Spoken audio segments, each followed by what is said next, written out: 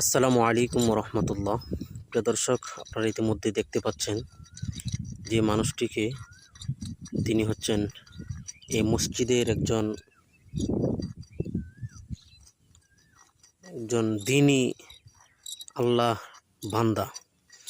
উনি এই মসজিদের জন্য অত্যন্ত খুবই খেদমত করেন, একমাত্র আল্লাহ তাআলাকে রাজি খুশি করার জন্য, কোনো বিনিময় নাই।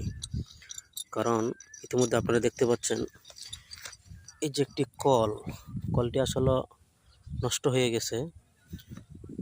তো কত মানুষ আছে মহল্লায়, কিন্তু অনেকেই অনেক কাজে ব্যস্ততায়।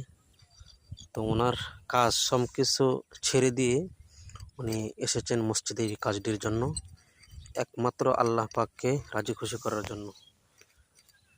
তো সকলেই ওনার জন্য দোয়া করবেন। কাল কিয়ামতের ময়দানে আল্লাহ পাক রব্বুল আলামিন হয়তো বান্দার কোনো ভালো কাজ খুঁজবে মাফ করার জন্য।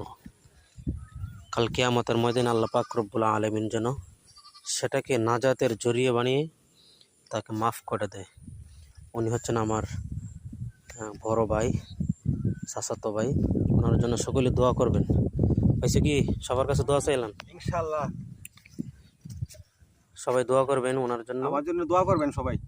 উনি যেন শেষ জিন্দিগিটা যেন মসজিদের আল্লাহর ঘরে খেদমত করে কাটিয়ে দিতে পারে। আমিন।